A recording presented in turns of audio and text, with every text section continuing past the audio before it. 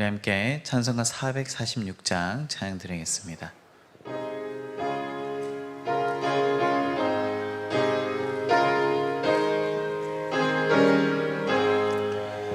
춤성 외에는 참 기쁨 없도다. 날 사랑하신 주 늘 계시옵소서. 기쁘고 기쁘도다. 항상 기쁘도다. 나 주께 왔사오니 복주옵소서.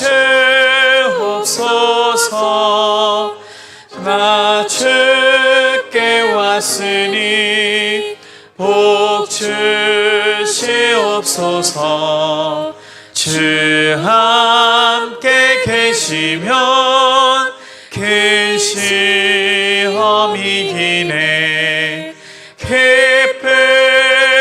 기쁘도다. 항상 기쁘도다. 나 주께 왔사오니 복주옵소서. 주 떠나가시면 내 생명 헛되네. 기쁘나 슬플 때 늘 계시옵소서. 기쁘고 기쁘도다. 항상 기쁘도다. 나 주께 왔사오니 복주옵소서. 그 귀한 언약을 이루어주시고 주 명령 따를 때 늘 계시옵소서. 기쁘고 기쁘도다. 항상 기쁘도다. 나 주께 왔사오니 복주옵소서. 아멘.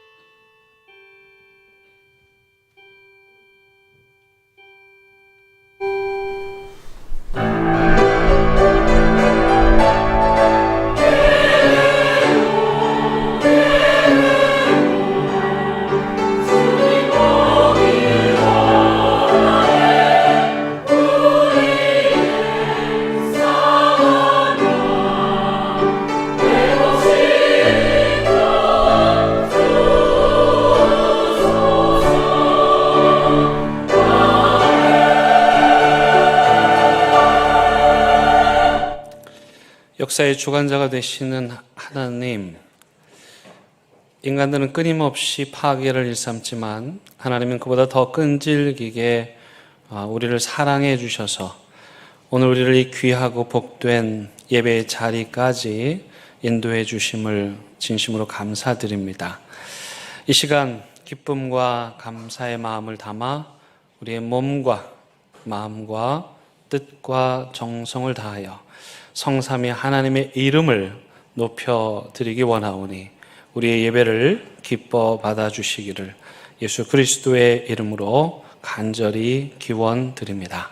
아멘.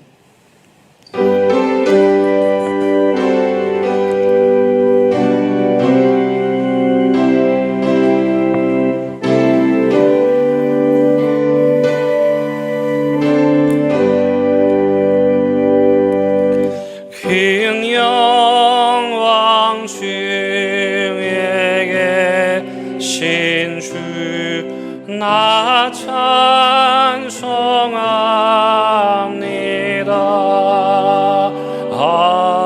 영원히 계신 주 이름 나 찬송합니다.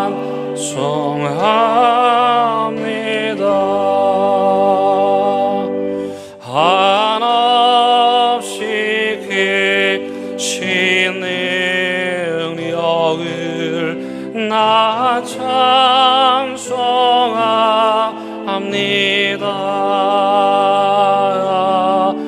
참되고 믿은 그 언약 나 찬송합니다.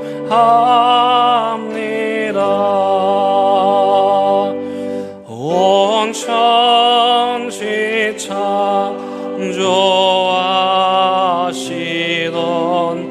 그 말씀이 있어 영원히 변치 않는 주라 믿사옵니다.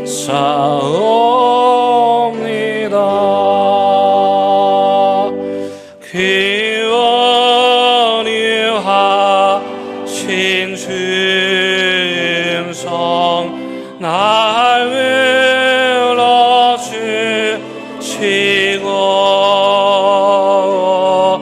그 품에 품어주시리 나 찬송합니다.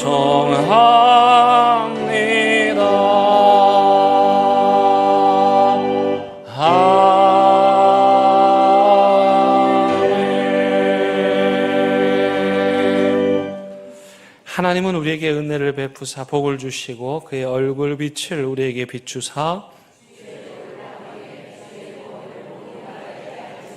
하나님이여 민족들이 주를 찬송하게 하시며 온 백성은 기쁘고 즐겁게 노래할지니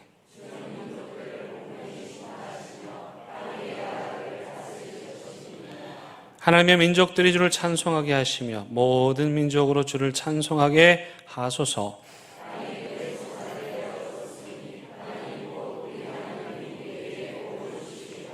하나님이 우리에게 복을 주시리니. 아멘. 나는 전능하신 아버지 하나님 천지의 창조주를 믿습니다. 나는 그의 유일하신 아들 우리 주 예수 그리스도를 믿습니다. 그는 성령으로 잉태되어 동정녀 마리아에게서 나시고 본디오 빌라도에게 고난을 받아 십자가에 못 박혀 죽으시고 장사된 지 사흘 만에 죽은 자 가운데서 다시 살아나셨으며 하늘에 오르시어 전능하신 아버지 하나님 우편에 앉아 계시다가 거기로부터 살아있는 자와 죽은 자를 심판하러 오십니다. 나는 성령을 믿으며 거룩한 공교회와 성도의 교제와 죄를 용서받는 것과 몸의 부활과 영생을 믿습니다. 아멘. 이 시간 자리에 앉으셔서 하나님과 여러분만이 하는 은밀한 죄를 침묵 가운데 고백하는 시간 갖습니다.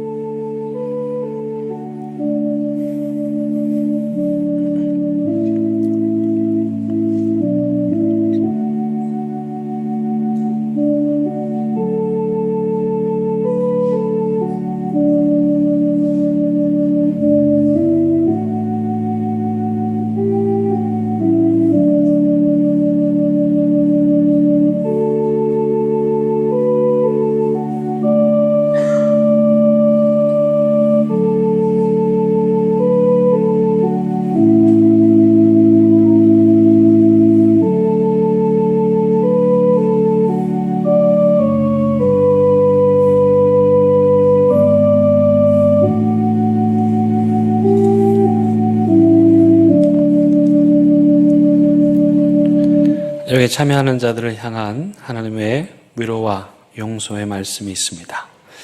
내가 죄악 중에서 출생하였으며 어머니가 죄 중에서 나를 잉태하였나이다. 보소서 주께서는 중심의 진실함을 원하시오니 내게 지혜를 은밀히 가르치시리이다. 우술초로 나를 정결하게 하소서. 내가 정하리이다. 나의 죄를 씻어 주소서. 내가 눈보다 희리이다. 하나님이여, 내 속에 정한 마음을 창조하시고 내 안에 정직한 영을 새롭게 하소서. 아멘.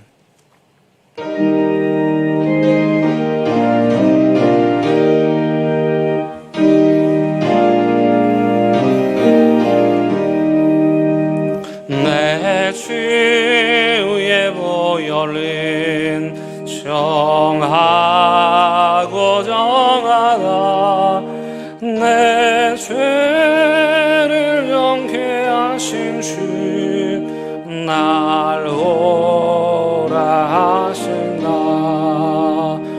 내가 주께로 지금 가오니 십자가의 보혈로 날 씻어 주소서. 약하고 주에도 주께로 나가면 힘 주시고 내 주함을 곧 씻어 주시네. 내가 주께로 지금 가오니 십자가의 보혈로 날 씻어 주소서. 날 오라 하심은 온전한 믿음과 또 사랑함과 평안함 다 주려 함이라. 내가 주께로 지금 가오니 십자가의 보혈로 날 씻어 주소서. 큰 죄인 복받아 살 길을 얻어내 한없이 넓고 긴 은혜 베풀어 주소서. 내가 주께로 지금 가오니 십자가의 보혈로 날 씻어 주소서. 그 피가 맘속에 큰 증거 됩니다. 내 기도 소리 들어서 다 오라가소서. 내가 주께로 지금 가오니 십자가의 보혈로 날 씻어 주소서.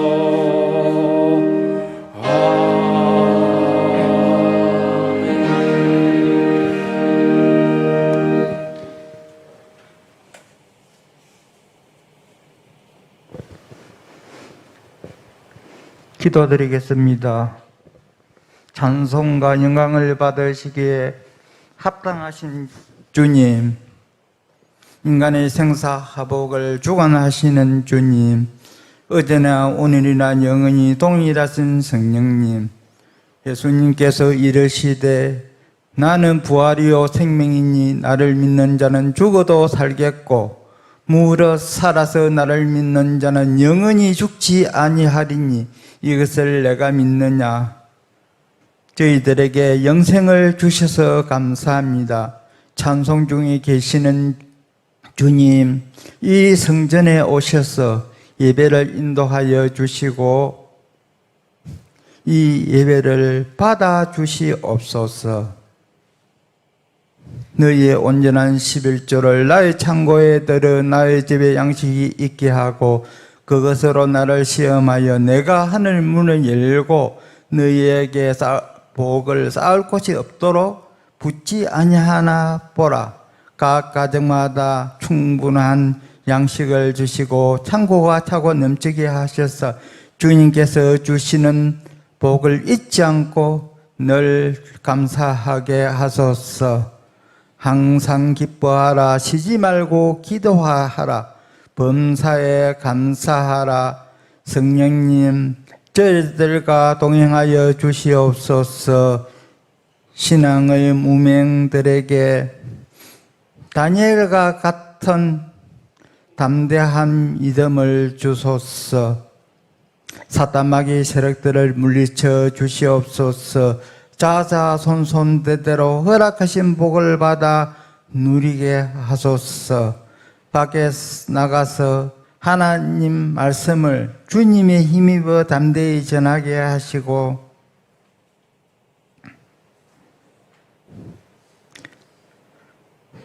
또한 저희들의 손에 표적과 기사를 행하여 주시고 죽은 영혼이 살아나며 병든 몸이 치유받는 역사가 일어나 이 대형교회 성전이 차고 넘치게 하소서.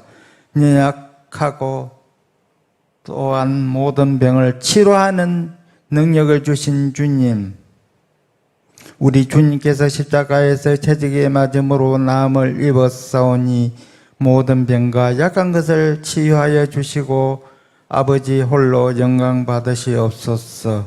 우리 주 예수님의 이름으로 기도드립니다. 아멘.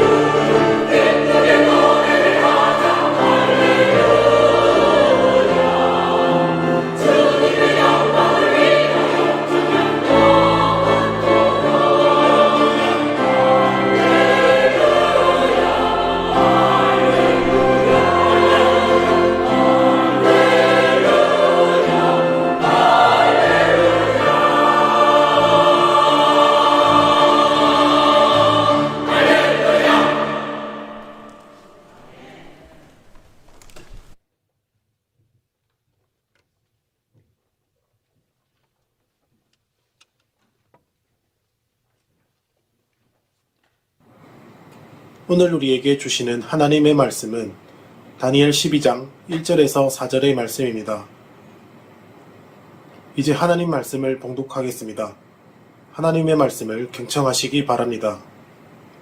그때에 내 민족을 호위하는 큰 군주 미가엘이 일어날 것이요 또 환난이 있으리니 이는 개국 이래로 그때까지 없던 환난일 것이며 그때에 내 백성 중 책에 기록된 모든 자가 구원을 받을 것이라. 땅의 티끌 가운데서 자는 자 중에서 많은 사람이 깨어나 영생을 받는 자도 있겠고 수치를 당하여서 영원히 부끄러움을 당할 자도 있을 것이며 지혜 있는 자는 궁창의 빛과 같이 빛날 것이요 많은 사람을 옳은 대로 돌아오게 한 자는 별과 같이 영원토록 빛나리라. 다니엘아, 마지막 때까지 이 말을 간수하고 이 글을 봉함하라. 많은 사람이 빨리 왕래하며 지식이 더하리라. 아멘. 이것은 하나님의 말씀입니다.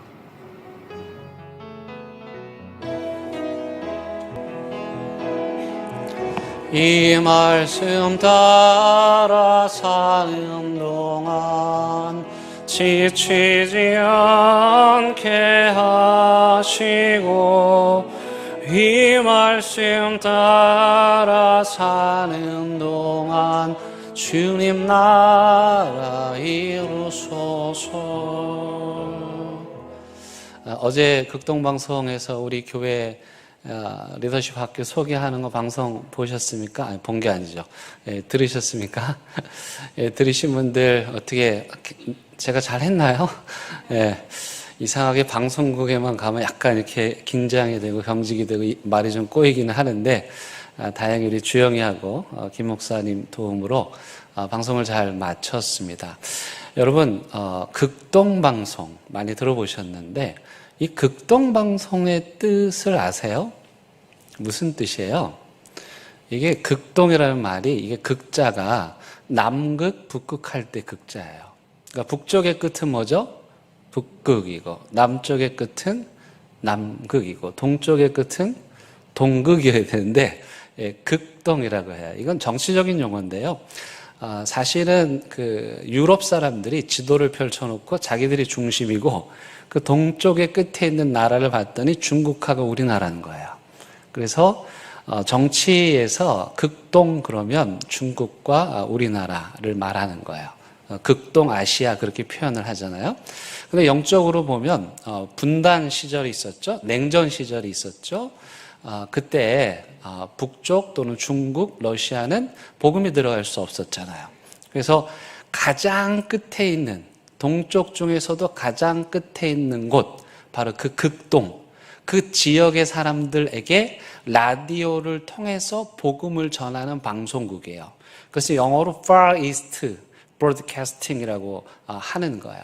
그러니까 복음이 들어갈 수 없는 저 동쪽의 끝에 우리로 말하면 북한과 사할린과 중국 동북 삼성에 우리 한국 사람들 한국어를 사용하는 또 중국어를 사용하는 러시아어를 사용하는 사람들에게 방송을 통해서 복음을 전한다. 그럼 여러분 그 방송이 실제로 북한에 전파가 될까요? 북한의 사람들이 그 방송을 들을까요? 예, 듣습니다. 라디오만 있으면 나만의 주파수를 잡아서 듣습니다. 북한으로 보내는 방송은 이 극동방송에서 보내는 방송은 목사님들의 설교, 찬양, 성경 강의 등이에요. 그러니까 이분들이 라디오만 구하면 얼마든지 극동방송에서 방송하는 복음의 메시지를 들을 수 있는 것이죠. 실제로 평양의 고위 간부 하나가 라디오를 통해서 그 방송을 듣고 예수님을 만나서 중국으로 탈출을 합니다.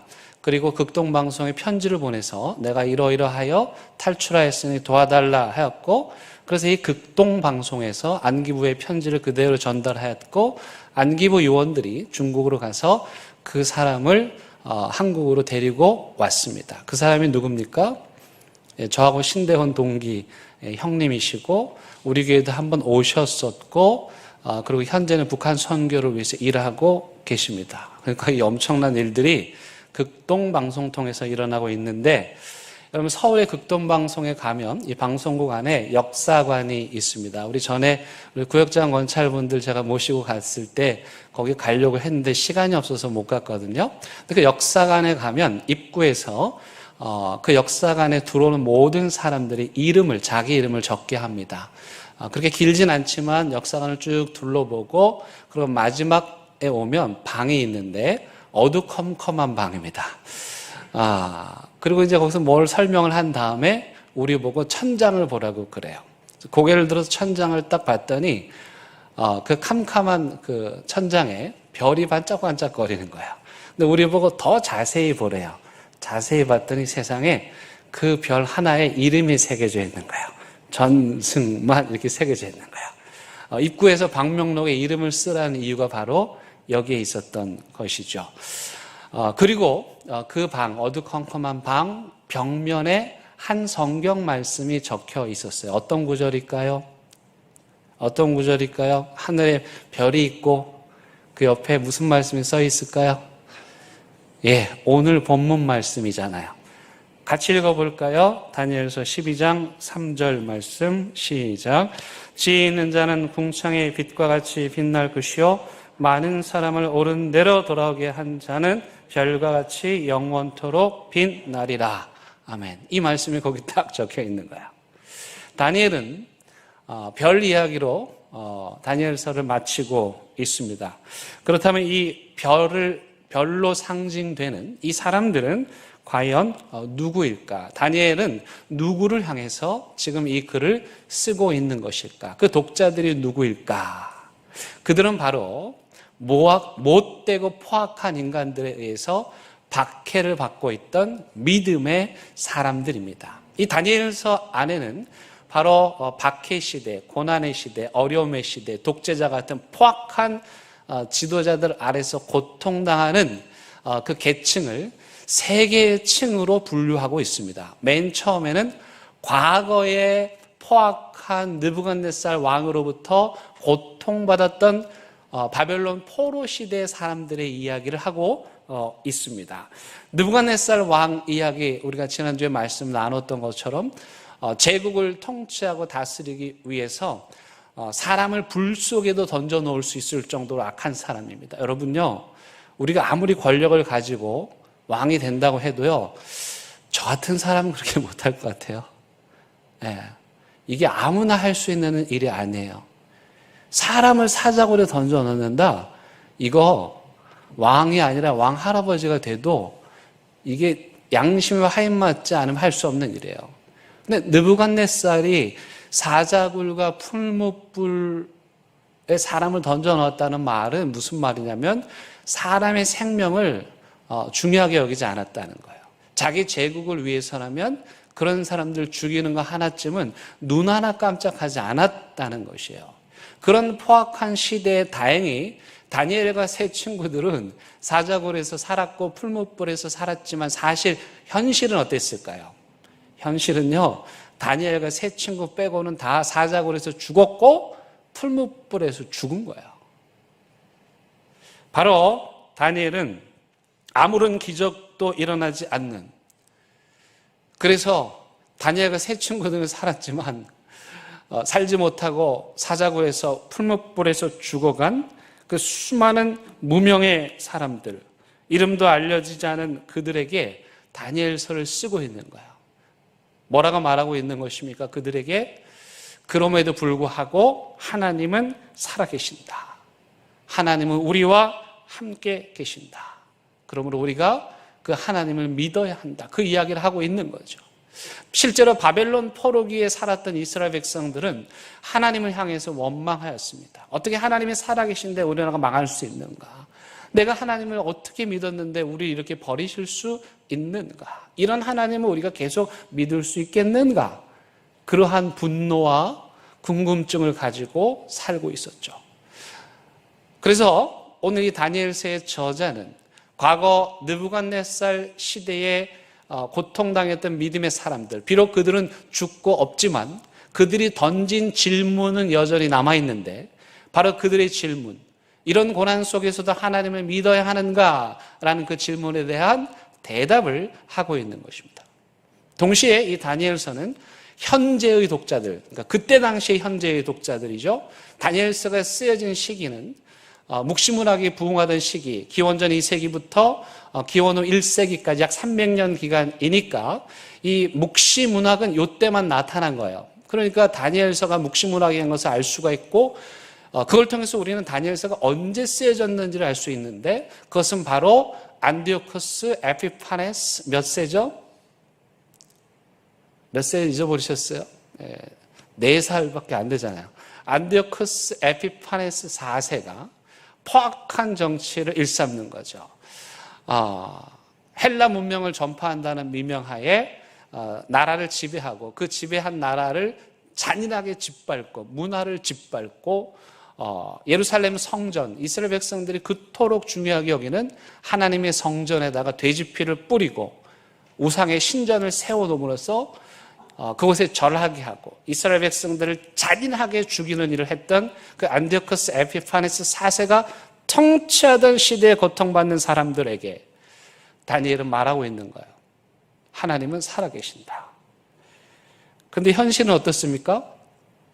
다니엘과 세 친구 말고는 우리가 이름도 기억하지 못하고 그 사람들은 다 어디서 죽었는지도 모르게 다 죽어간 거죠. 하나님이 살아계시면 그런 못된 안디오코스 에피파네스 4세 같은 사람들을 심판하셔야 되는데 심판받기는커녕 이 안디오코스 에피파네스 4세는 더 큰 악을 행함으로써 믿음의 사람들을 낙심케 했죠. 바로 그들을 향해서 다니엘은 여전히 하나님은 살아계심을 선포하고 있는 거예요. 동시에 마지막 독자는 누구냐? 오늘 우리입니다. 과거에 느부갓네살 통치 아래에서 고통받던 사람들, 그리고 그들의 현재 시점에서 그 안디오코스 에피파네스 4세로부터 고통받던 사람들, 그리고 그 이후에 오늘 우리들, 여러분 그 이후에 이 안디오코스 에피파네스 4세나 느부갓네살이나 다 없어졌습니까? 아니에요. 이름만 다를 뿐 그들은 오늘날도 여전히 악을 행하고 있는 것이죠. 바로 그런 의미에서 오늘 이 시대에 믿음의 사람들을 유혹하고 믿음의 사람들을 협박하고 넘어뜨리는 그 악한 자들이 다스리고 통치하는 시대를 살아가는 사람들에게 다니엘은 말하는 거예요. 하나님은 여전히 살아계시니 느부갓네살 시대의 사람들이 견딘 것처럼 안디오코스 에피파네스 4세의 시대의 사람들이 견딘 것처럼 여러분도 끝까지 믿음을 지키십시오. 그 이야기를 한 것입니다. 근데 여러분, 다니엘과 세 친구처럼 그래도 이름이라도 남으면 좋지요. 풀무불에 들어갔다가 살아난 엄청난 기적을 체험했다는 이야기, 간증거리로 넘쳐나면 그래도 견딜만 하죠. 그런데 아무 간증도 기적도 일어나지 않는, 사자굴에 들어가서도 풀무불에 들어가서도 살아나오지 않는 그 어떤 신앙적인 체험과 간증도 없는 그런 무명의 사람들은 과연 어쩌란 말입니까? 해마다 6.25가 되면 우리 교회 화단에 한가운데에 현수막이 붙습니다. 국화꽃 한 송이가 새겨져 있고 그 위에 이렇게 써 있습니다. 아직 돌아오지 않은 무명 용사들께 바칩니다.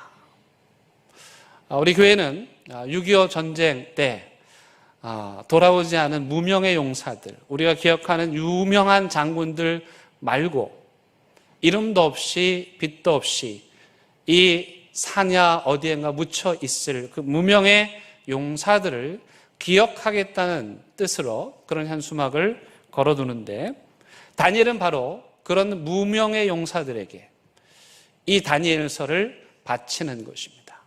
비록 이름도 없이 빛도 없이 이슬처럼 사라졌지만 하나님은 그들을 기억하고 계신다는 것이죠.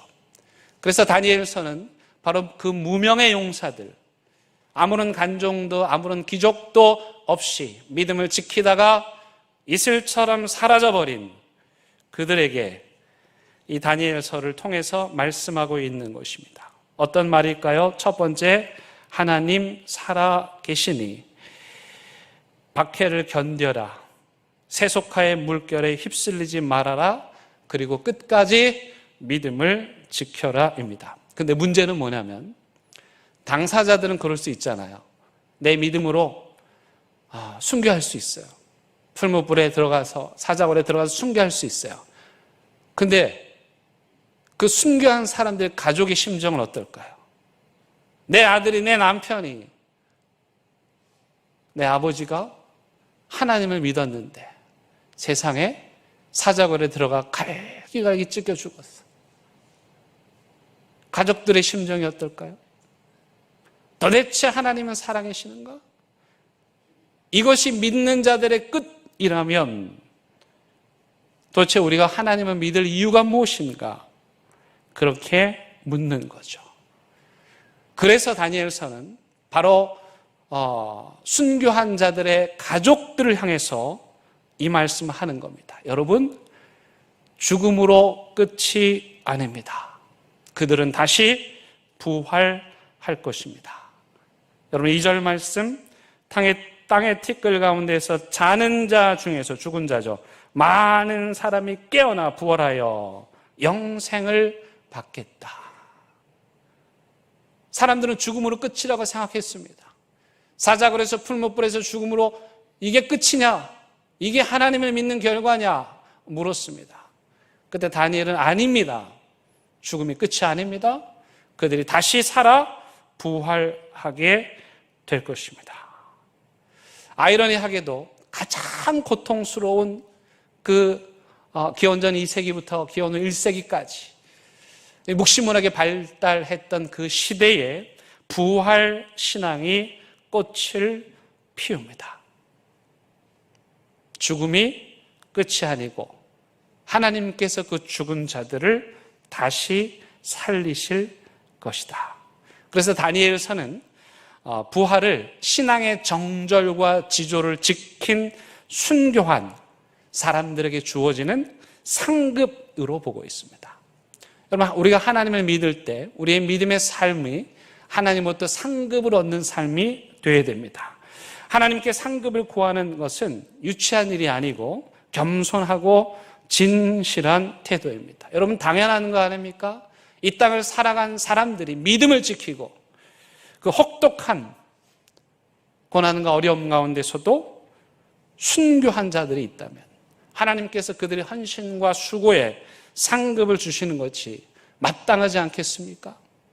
여러분, 하나님의 교회를 한평생 이름도 없이 빛도 없이 무명용사들처럼 섬긴 그들이 하늘의 상급을 받는 거 마땅하지 않겠습니까?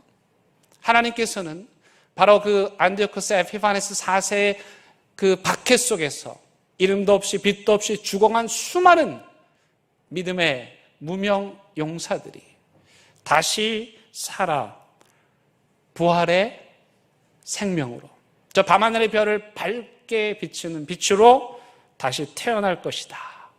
그 상급을 받을 것이다 라고 말씀하고 있습니다. 중요한 건 부활의 순서입니다. 부활은 먼저 뭐가 필요합니까? 죽어야 됩니다. 그래야 사는 것입니다. 예수 그리스도의 부활은 그런 의미에서 선고난 후 영광입니다. 안디오코스 에피파네스 4세 시대의 사람들이 고난과 박해를 견디고 이김으로 그들이 부활의 영광으로 다시 태어난다. 이것이 다니엘서가 그들에게 던졌던 메시지입니다. 여러분, 2절 말씀 한번 다시 보시면 거기에 영생이라는 단어를 동그라미 한번 쳐보세요. 구약에 여기 한 군데만 나옵니다. 이런 건 좀 알아둬야죠. 우리가 좀 유식해져야 돼요. 구약이 여기만 나옵니다. 그러면 영생이라는 단어가 신약에서 어디 가장 많이 나옵니까? 요한복음에 가장 많이 나옵니다.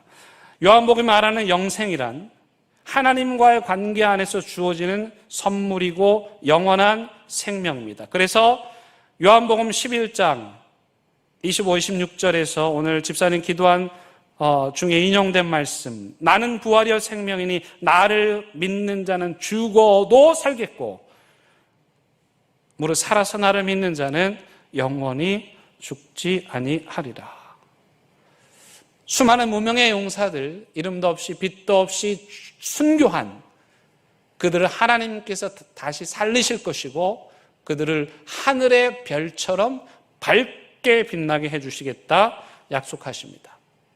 다니엘은 바로 그 부활한 자들을 별이라고 불렀습니다. 여러분, 이 별은 그냥 반짝반짝 빛나는 별이 아니고 고난을 통과하고 박해를 이기고 극복한 자들이 밝히는 빛입니다. 이 말씀 다시 한번 그래서 읽습니다. 지혜 있는 자는 지혜 있다고 말하죠. 누가 지혜 있는 것입니까? 박해 가운데서도 배교하지 않고 변절하지 않고 믿음을 지킨 사람들, 그들은 궁창의 빛과 같이 빛날 것이요 그 다음 많은 사람을 옳은 대로 돌아오게 한 자는 하늘의 별과 같이 빛나리라. 여기 되게 중요한 게 있어요. 많은 사람을 옳은 대로 인도한다. 하늘의 별이 되어 이 세상을 반짝반짝 비칠 때 사람들이 그 별을 보고 무슨 생각을 할까요? 아하, 저 밤하늘에 수많은 별자리들, 이름을 알고 있는 별자리들도 있지만 별자리 안에도 끼지 못하는 다른 별들, 작은 별들, 그 별들이 반짝거리는 것을 보면서 무슨 생각을 할까요? 나도 저 별처럼 빛나야 되겠구나. 별처럼 빛나는 인생은 다니엘서에 의하면 무엇입니까? 어려움과 고난과 박해 가운데서도 하나님 배신하지 않고 믿음을 지키는 삶을 내가 사는 거죠. 그렇게 함으로써 이 땅에 여전히 고통당하는 악한 자들, 못된 인간들 때문에 너무 힘들어하고 괴로워하는 사람들에게 무슨 메시지를 던지는 것입니까? 참고 견디고 인내해라. 그래서 너도 나처럼 하늘에 밝게 빛나는 별이 되어라. 이미 빛나고 있는 별은 기성세대입니다. 기성세대들은 이 어두운 세상에 빛을 비춤으로써 고난을 이기고 믿음을 지킴으로써 교회를 지킴으로써 이 세상에 빛을 비춤으로써 다음 세대의 사람들에게 갈 길을 알려주는 것이죠. 그 길이 어떤 길입니까? 올바른 길인데 그 올바른 길이나 어떤 길입니까? 어떤 상황 가운데서도 믿음을 지키고 세속화의 물결에서도 타협하지 않는 신앙, 그렇게 살아가는 것, 그것이 하늘에 빛나는 별이 될 수 있는 길이라는 것입니다. 그렇다면 우리가 하늘의 별처럼 빛나는 삶을 살려면 어떻게 될까? 첫 번째는 경건 생활입니다. 다니엘과 세 친구들을 통해서 보듯이 말씀과 기도가 체질화되어 있었어요. 여러분, 습관이 무섭습니다. 습관에 대한 말씀 드렸습니다. 거룩한 습관을 형성해야 됩니다. 여러분, 한번 제가 여쭤볼게요. 눈을 뜨고 가장 먼저 하시는 일이 뭐세요? 매일 눈을 뜨자마자 가장 먼저 하는 일이 뭐세요? 일단 화장실부터 가야 되고. 제가 지난주에 우리 청년들에게 도전했습니다. 매일 눈을 뜨고 가장 먼저 뭘 해야 되냐? 오디오 바이블을 켜서 말씀을 들어라. 이거를 실천해봐라. 인생이 바뀐다. 감사하게도 많은 아이들이 서로 약속을 하고 지금 하고 있어요. 얼마나 할지는 모르겠지만 어쨌든 한 일주일 했어요. 거룩한 습관, 말씀과 기도가 몸에 배인, 눈을 뜨면 말씀이 가장 먼저 떠오르고 핸드폰 켜서 오디오 바이블 말씀 듣고 그렇게 하루를 시작하는 인생은 달라질 수밖에 없습니다. 두 번째, 하늘의 별처럼 빛나는 무명 용사들의 삶은 인격적인 삶입니다. 아무리 힘들어도 여러분들의 인격을 휴지 조각처럼 구기시면 안 됩니다. 믿음의 사람들은 어떤 상황 가운데서 끝까지 하나님께서 우리에게 주신 이 인격을 바르게 세워나가야 하는 것입니다. 세 번째는 거룩한 저항 정신입니다. 여러분들 중에 나는 다른 사람한테 안 된다는 말을 못한다, 그런 분들 계시죠? 그런 분들은 사실은 주위를 피곤하게 하는 분들입니다. 아니오라고 말할 줄 아셔야 됩니다. 그래야 질서가 잡히는 것이죠. 잘못된 것에 대해서 노할 수 있어야 됩니다. 다니엘과 세 친구들이 아니요, 우리는 절할 수 없습니다. 물론 그 톤을 조절할 필요는 있습니다. 여러분, 다니엘서 1장부터 오늘 12장까지 그 박해의 강도가 어떻게 되냐면은 점점 올라갑니다. 점점 올라갑니다. 여러분, 1절 말씀에 보시면요, 그때까지 없던 환란이 일어난대요. 1장의 박해는 아무것도 아니라는 거예요. 지금 12장의 박해와 고난은 이전에 없었던 고난과 박해라는 거예요. 그러니까 점점점 박해가 강도가 높아지는 거예요. 그럼 우리 어떻게 해야 됩니까? 박해가 낮을 때는 낮은 수준으로 노하셔야 됩니다. 박해가 높아지면 높은 수준으로 노하셔야 됩니다. 우리 찬양대들이 있으니까 평범한 때는 아래 도의 수준에서 노하셔야 됩니다. 그러나 이 세상의 악하고 여러분들의 믿음을 흔들리고 주변의 사람들이 여러분들을 넘어뜨리게 하면은 강하게 괴롭혀오면 여러분들 높은 도로 아니요 하셔야 됩니다. 노할 줄 알아야 돼요. 네 번째는 하나님을 믿고 참된 부활 신앙으로 살아가시기 바랍니다. 여러분들 중에 매일 날마다 사자굴에서 나오고 풀무불에서 나오는 기적을 체험하시는 분들 계시면 손 들어봐 주십시오. 보리떡 2개 생선 1마리인데 갑자기 오병이의 기적이 매일 일어난다. 손 들어보세요. 저랑 비슷하시네요. 우리 대부분은 그런 기적을 체험하지 않습니다. 그런 기적이 우리 삶에 일어나지 않습니다. 그러나 그럼에도 불구하고 매일매일 우리의 평범한 삶을 부활의 신앙으로 채우는 삶을 살아야 하는 것입니다. 여러분들이 아무리 열심히 기도하고 많이 기도해도요, 파괴하는 자들, 악한 자들은 영원히 계속될 것입니다. 저 악한 사람 없어지면 좀 세상에 좋아지겠지. 무슨 말씀입니까? 더 악한 인간들이 나타나서 세상을 어지럽히기 마련입니다. 그래도 낙심하지 말고 기죽지 말고 물러서지 말고 째째하게 굴지 말고 비굴하게 굴지 말고 우리는 죽어도 다시 사는 부활을 믿기에 흔들림이 없는 것입니다. 세 번째 꼭 기억하셔야 되는데 믿음의 사람들도 상처를 받고 흔들릴 때도 있다는 것입니다. 교회도 아프고 넘어질 때도 있다는 것입니다. 왜냐하면 악인들이 너무도 간교하기 때문입니다. 그래도 여러분 궁창의 별처럼 다시 부활할 것을 기대하면서 이름도 없이 빛도 없이 여러분들의 삶의 자리에서 순교하는 삶을 사셔야 합니다. 왜냐하면 결국 믿음이 세상을 이길 것이기 때문입니다. 요한일서 5장 4절 세상을 이긴 믿음은 이것이니 곧 하나님의 아들을 믿는 우리의 믿음이니라. 초대교회 성도들은 바로 이 믿음을 가지고 군합발에 짓밟히면서도 믿음을 지켰습니다. 사도 바울이 이렇게 고백합니다. 예수 믿는 사람이 이런 거죠. 우리가 살아도 주를 위하여 살고 혹 죽어도 주를 위하여 죽나니 그러므로 사나 죽으나 우리가 주의 것이로다. 예수 믿는 게 이런 거예요. 죽음을 두려워하지 않는 사람을 악이 어찌하겠습니까? 그 못된 인간들이 이를 어찌할 수 있겠습니까? 우리가 사나 죽으나 주의 것이다. 그래서 부활 신앙이란 믿음이 조롱당하는 시대에도 교회를 지키고 교회를 사랑하며 교회와 함께하는 것입니다. 세속화의 물결 다 부동산 투기하고 이런저런 방법으로 불로소득을 하는데 왜 우리 집 남편은 불로소득도 할 줄 모르고 부동산 투기도 할 줄 모르나? 그게 축복입니다.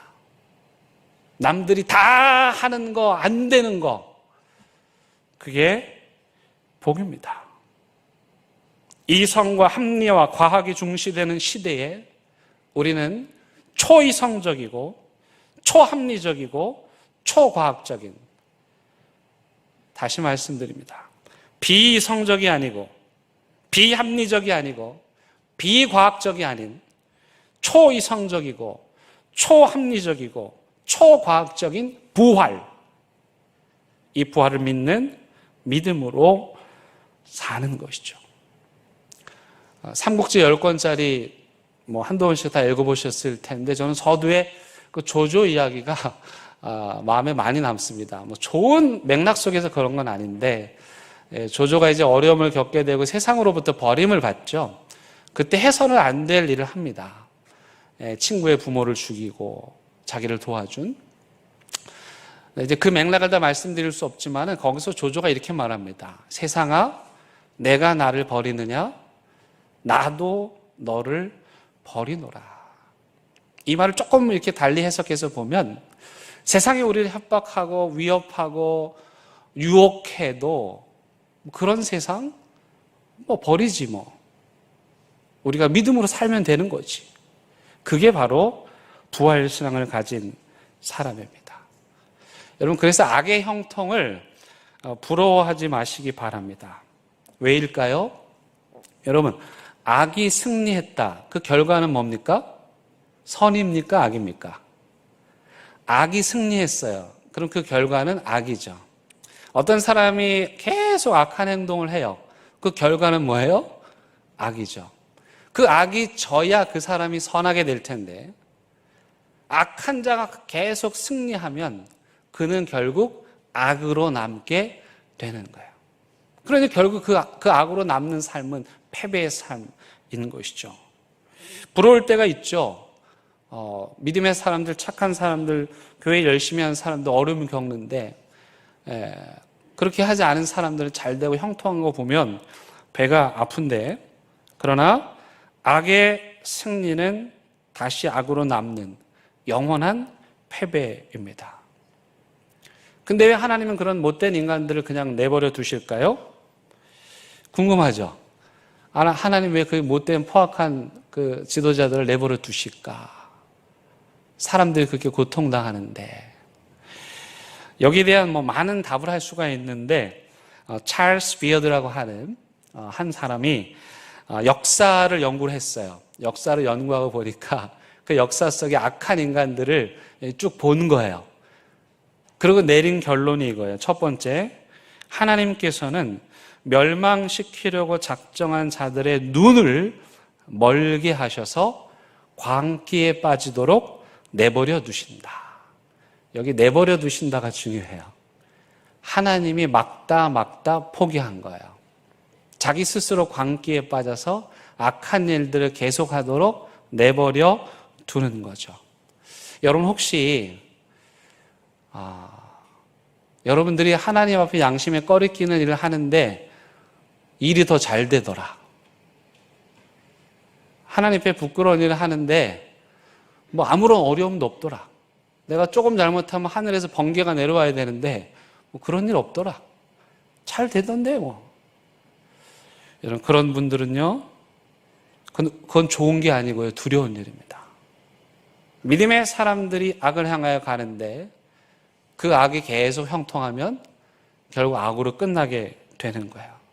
하나님께서 그를 포기하셨다는 뜻입니다. 두 번째, 하나님은 왜 악을 내버려 두실까? 이 사람이 재미있는 비유를 드는데요. 여러분, 맷돌 아시죠? 맷돌. 하나님이 이제 맷돌을 가는데 그 악인을 맷돌 위에 두고 올려놓고 간다는 거예요. 여러분, 맷돌 갈아보신 분들 계세요? 요즘엔 체험으로 할 텐데, 여러분들 맷돌 돌리실 때 어떻게 돌리셨어요? 빨리 돌리셨어요? 천천히 돌리셨어요? 자기 속도에 맞게 돌리셨겠죠? 근데 이분이 뭐라고 말하냐면, 하나님의 맷돌은 지루할 정도로 천천히 돌아간다. 악인을 맷돌 위에 올려놓으시고 지루할 정도로 천천히, 이게 돌아가는지 돌아가지 않는지도 모를 정도로 천천히 돌리시는 거예요. 왜요? 그 악을 잘고 정교하게 갈기 위해서랍니다. 우리는 하나님 왜 그 못된 인간들 그냥 내버려 두십니까? 그 포악한 지도자들을 왜 내버려 두십니까? 언제까지 그렇게 하실 것입니까? 그런데 돌아가지 않는 것 같은 그 맷돌은 돌아가고 있고, 그 맷돌 위에서조차도 그는 맷돌이 돌아가는지 돌아가지 않는지도 모른 채 악을 행하고 있다는 거예요. 세 번째, 아이러니하게도 이게 좀 위로가 되는데요. 악한 자들로 인해서 얻는 유익도 있답니다. 여러분, 예를 들어서 꿀벌이 꽃에 꿀을 따먹죠. 그리고 꽃을 옮겨다니면서 어떤 일을 벌입니까? 수정을 일으켜서 꽃을 피우는 거죠. 꽃의 입장에서 보면 꿀을 빼앗겼지만 그것을 통해서 수정이 일어나듯이 악한 자들이 악한 일을 하는 것이 또 다른 한편으로는 그들이 전혀 생각하지도 못했던 긍정적인 결과도 있더라라고 말을 하는 것입니다. 이게 진짜 맞는 말이에요. 여러분, 2000년 기독교 역사에서 교회가 박해받고 핍박받던 시대가 있었거든요. 우리 일제강점기 시대에도 그랬잖아요. 신사참배한다고 죽이고 옥에 가두고 교회 막 때려 부시고 종 다 뜯어가고 교족부 다 태워버리고 예수 믿는 사람들 예배당에 넣어놓고 밖에서 잠궈버리고 불태워버리고 그런 일 했잖아요. 근데 정말 아이러니하게도 그런 고난과 박해의 시대에 믿음은 가장 순도가 높았어요. 그 고난을 통해서 아이러니하게도 교회가 가장 깨끗하고 정결하게 됐어요. 신기하죠? 마지막 네 번째로 하나님은 왜 이 악을, 이 못된 인간을 그냥 내버려 두실까? 밤이 깊을수록 별이 더욱 빛나기 때문입니다. 그들이 악이 더하면 더할수록 믿음을 지킨 여러분들의 삶은 이 세상을 더 밝게 비치게 될 것입니다. 그러니 그 악을 부러워하지 마십시오. 그 악인들의 행동을 부러워하지 마십시오. 두려워하지도 마십시오. 그리고 여러분에게 주어진 부활의 생명의 삶을 살아갈 때, 밝은 빛을 비출 때 하나님께서 이 칠흑 같은 어둠의 세상을 여러분들을 통해서 더욱 밝게 해 주실 것입니다. 이게 바로 다니엘서의 메시지입니다. 하나님은 어제나 오늘이나 영원토록 동일하시고 악은 반드시 끝날 것이니 기적이 일어나지 않는다 하여도 그리 아니하실지라도 끝까지 참고 저항하며 믿음을 지켜라. 재밌죠, 여러분? 다니엘서가 부활의 메시지를 담고 있는 거예요. 고난당하는 백성들을 위로하는 메시지를 담고 있는 거예요. 그러면서 우리로 하여금 부활 신앙을 살아라 말하고 있는 거예요. 그러면 여러분, 오늘날 우리 교회에 부활의 능력이 있습니까? 부활 신앙을 가진 교회는 이 땅에서 부활의 생명을 가지고 삽니다. 자, 부활 신앙을 가졌다는 게 뭘까요? 내가 다시 죽으면 산 것을 믿습니다. 끝! 이게 아니고 부활 신앙을 가졌다는 것은 두 가지 의미입니다. 첫 번째는 내가 사는 겁니다. 살기 어려운 세상이죠. 이런저런 어려운 일들이 너무도 많죠. 그래서 자기 생명 끊는 분들도 있죠. 그렇게 살기 어려운 세상에서 어떤 경우라도 내 삶을 지탱하고 살아내는 거예요. 이게 부활 신앙이에요. 그 다음에 그렇게 우리 기력을 좀 회복한 다음엔 어떻게 해요? 내게 주신 생명으로 또 다른 사람을 살려내는 거예요. 이게 부활 신앙이에요. 제가 묻습니다. 우리 교회 부활 신앙으로 가득합니까? 다시 말하면 우리들 한 사람 한 사람은 어려운 상황 가운데서도 믿음을 지키며 하나님 안에서 살려고 노력하고 몸부림치고 또 동시에 우리 교회가 이 땅에 죽어가는 사람들을 살려내는 일을 하고 있냐고 제가 물은 것입니다. 살려내는 일을 하는 교회는 부활의 능력이 살아 숨쉬는 교회고, 살리는 일을 하지 않는 교회는 부활의 능력이 없는 교회입니다. 그런 교회는 사탄이 건드리지 않습니다. 자기 유익만 구하고 자기만 채우고 그리고 아무 일도 하지 않는 그런 교회는 사탄이 건드릴 필요가 없기 때문입니다. 그러나 부활 신앙으로 어떻게 저 사람이 살아, 어떻게 저 사람이 희망을 가져, 어떻게 저 사람이 오늘 찬양대처럼 기쁘게 살 수 있어, 그런데 그렇게 사는 사람들로 가득하고 그 사람들이 예배당을 나가서 이 땅에 울고 있는 자들, 외로움에 시달리는 사람들, 아픈 자들, 탈북 청소년들, 저 북녘 땅의 동포들을 자기 아픔으로 여기며 눈물 흘리는 교회, 그런 교회가 부활 생명을 믿는 교회고 부활의 능력을 살아내는 교회입니다. 여러분, 전쟁이 나면 가장 먼저 하는 것이 뭐냐면 그 상대방의 거점을 폭격하는 거예요. 여러분, 그런 의미에서 부산은 안심하셔도 됩니다. 제가 볼 때는 뭐 크게 좀 있긴 한데 보안이라 말씀드릴 수 없지만, 거점을 가장 먼저 공격합니다. 거기를 거점을 공격해야 이게 전쟁이 유리하기 때문에 그래요. 다 알고 있습니다. 어디에 있는지를. 대형교회는 어떨까요? 저는 우리 대형교회가 사탄의 제1의 공격 대상이 되기를 바랍니다. 그들의 심경을 거슬리게 하는, 가장 먼저 폭격해야 하는 주요 거점이 되기를 바랍니다. 그 뜻은 우리가 사탄이 두려워할, 사탄을 위협하는 일을 하고 있다는 뜻이겠죠. 예수를 믿고 있습니다. 우리 그리스도인이라고 합니다.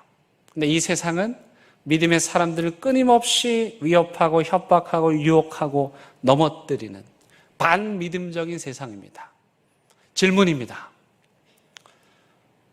우리가 지금 반미듬적인 세상을 살고 있는데, 믿음을 지키는 그리스도인으로 살고 있는데 여러분에게는 어떤 어려움이 있습니까?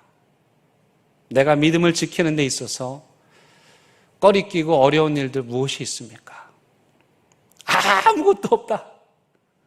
나 예수 믿는데 아무 어려움도 없어요. 세상은 악한데 믿음의 사람들을 넘어뜨리는데 나는 아무 어려움이 없어.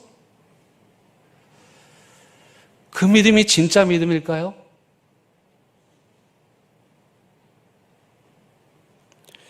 저는 우리 대형교회 성도들 모두가 사탄의 신경을 거슬리게 하는, 늘 하는 일들이 살리고 일으키고 구원하는, 그래서 늘 공격 대상 1호가 여러분들이 되셨으면 좋겠습니다. 함께 찬양하시겠습니다.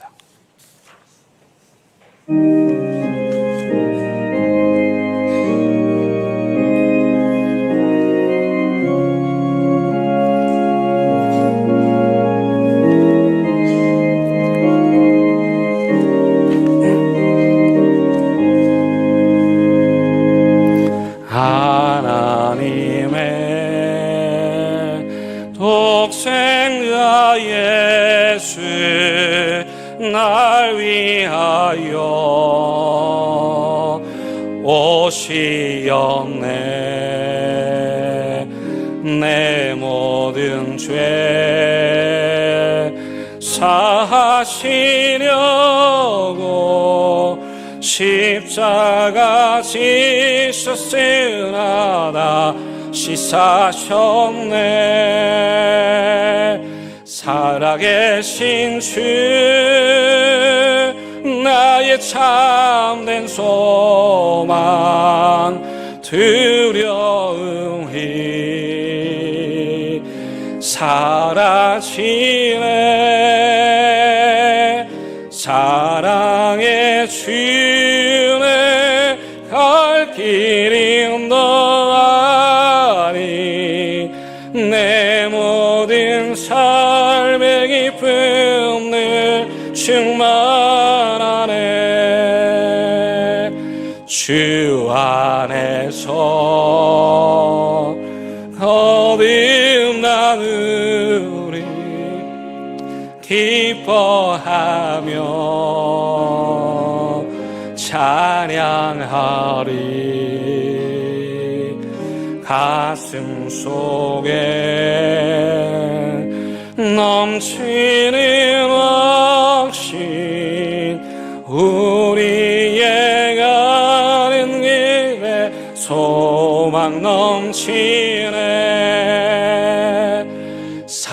살아계신 주 나의 참된 소망 두려움이 사라지네. 사랑의 주내 갈 길이 너아니 내 모든 삶의 기쁨 늘 충만하네. 선한 싸움 다 마친 후에 우리 주님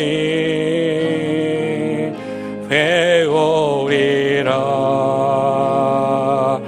사망 원세 다 물리치고 주님이 다스리니 영광 넘치네. 살아계신 주 나의 참된 소망 두려움이 사라지네. 사랑의 주내 갈 길이 너하니 내 모든 삶의 기쁨들 충만하네. 기도하시겠습니다. 하나님, 우리에게 이 부활의 신앙을 가득 채워 주시옵소서. 그 부활의 생명으로 이 세상 살아가게 하여 주시옵소서. 우리의 믿음을 위협하고 협박하고 유혹하는 이 세상에 대하여서 하나님의 교회를 무너뜨리기 위해서 안달난 악한 영들이 호시탐탐 믿음의 사람들을 노리는 이 시대 가운데에서 주눅들지 말고 두려워하지 말고 믿음으로 담대하게 사자굴에도 들어가고 풀목불에도 들어갈 수 있는 믿음으로 이 세상 살아가게 하여 주시옵소서. 그리하여 마지막 날 우리가 살아도 주를 위하여 살고 죽어도 주를 위하여 죽습니다 라는 믿음의 고백 따라 부활의 영광에 이르게 하시고 저 하늘에 반짝반짝 빛나는 별과 같은 믿음의 삶 살게 하여 주옵소서. 예수님의 이름으로 기도드립니다. 아멘.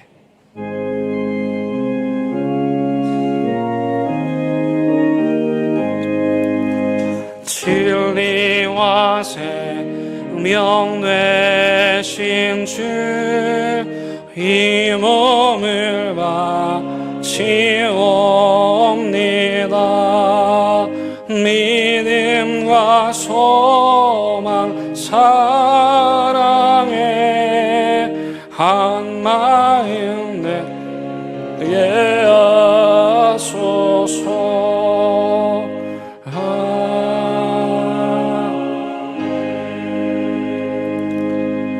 하나님, 이 시간 우리에게 주신 은혜에 감사하여 귀한 예물 올려드립니다. 만몬의 우상이 호시탐탐 우리를 노리는 이 시대 가운데서 그들이 우리의 섬김의 대상이 될 수 없음을 믿는 믿음의 고백으로 지갑을 열고 손을 펼쳐 하나님께 귀한 예물 드리오니 주님, 이 예물 받으시고 이 예물보다 더욱 이 예물에 담긴 믿음을 보시고 이들의 삶을 축복하여 주시옵소서. 오늘도 마른 뼈처럼 죽어있는 세상으로 저희들 나아갑니다. 부활의 능력과 부활의 신앙으로 죽어있는 모든 것들을 살려내는 참된 부활신앙, 참된 부활의 그리스도인들 되게 하여 주시옵소서. 예수님의 이름으로 기도드립니다. 아멘. 예, 함께 인사 나누시겠습니다. 예, 잘 오셨습니다. 예, 반갑습니다. 예, 환영합니다. 예, 교회 소식 나누겠습니다. 이번 주 금요일까지 금요 기도회는 쉬고요.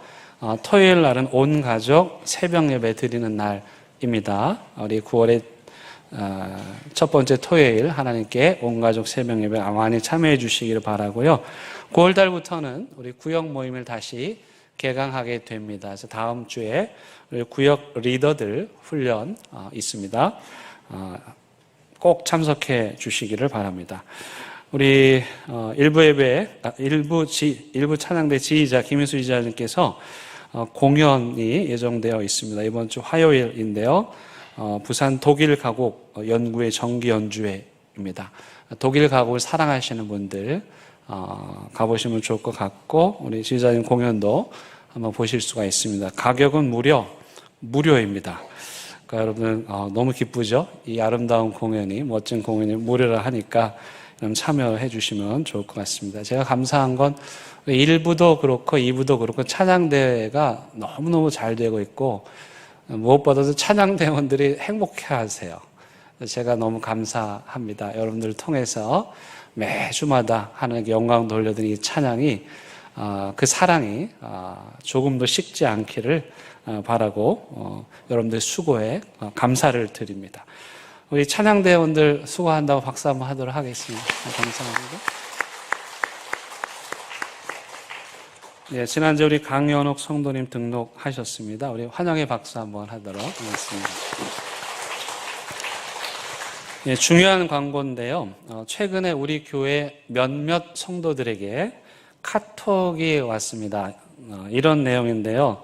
대연교회 누구누구 집사님, 저는 누구누구이고 저희 어머니, 아버지, 형 세 분이 부산 해운대 시내버스 기사이신데 저를 보고 교회를 나가서 하나님, 예수님 영접해야 된다면서 대한예수교 장로회 대연교회 강력 추천해 주셔서 제가 결정해서 결국 대한예수교 장로회 대연교회 선택을 하게 되었는데, 누구누구 집사님께서 저를 대한예수교 장로회 대연교회 새가족 등록을 통해서 전도 도와주십시오. 혹시 이 문자 받으시면 손 들어봐 주시겠습니까? 네. 네. 그런 문자를 혹시 받으신 분들은 그 보낸 사람들을 차단해 주시기를 바랍니다. 이것은 제가 볼 때는 신천지나 이단들이 새로운 수법으로 이렇게 하는 것 같습니다. 저희 대연교회는 우리 성도님들의 개인 정보를 철저하게 보호합니다. 여러분들의 전화번호나 주소가 일체 유출되지 않도록 최대한 노력을 하는데, 이런 일이 발생한 점 사과의 말씀을 드리고, 이런 문자를 받으신 분들 놀라게 해드려서 죄송합니다. 앞으로 더욱 교회에서 주의하도록 하겠습니다. 그러나 혹 이런 문자, 이런 비슷한 일들이 벌어지면 여러분들 교회로 바로 연락을 주시기 바라고, 이런 일의 전문가는 우리 김치미 목사님이십니다. 우리 교회 악역 담당이시거든요. 그래서 저분이 그거 아주 쌀쌀맞게 잘합니다, 저분이. 그러니까 그런 일이 있으면 당황하지 마시고 교육자들에게 연락해 주시기 바라고, 여러분 카톡이 위험합니다. 카톡에 여러분 개인정보들이 다 들어가 있고 사진 들어가 있어. 우리는 좋은 의미에서 사용을 하는데 요 못된 인간들이 이런 일들을 하고 있습니다. 여러분, 왜 이 사람들이 교회 밖에서 전도 안 하고 교회 안에서 전도할까요? 왜 이렇게 교회에 와가지고 교인들을 이렇게 현혹시킬까요? 왜일까요? 안타깝게도 효과가 있으니까요. 교회 안에 믿음이 연약한 자들도 있고 교회에 불만을 가진 사람도 있어요. 이단들은 교회 안 다니는 사람들 전도하지 않습니다. 교회 다니는 사람들을 빼내갑니다.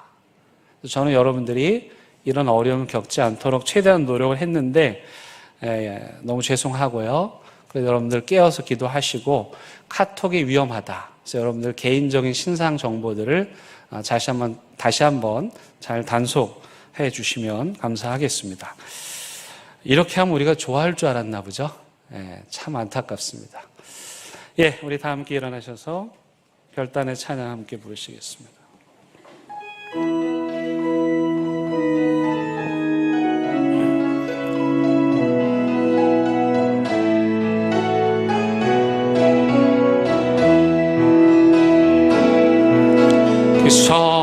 하나님의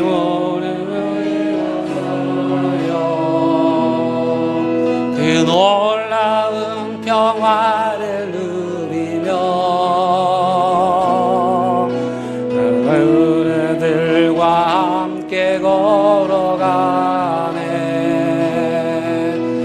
그대들과 희망을 연해 지나간 아픔과 고통의 날이 무겁게 내 영혼이 눌러도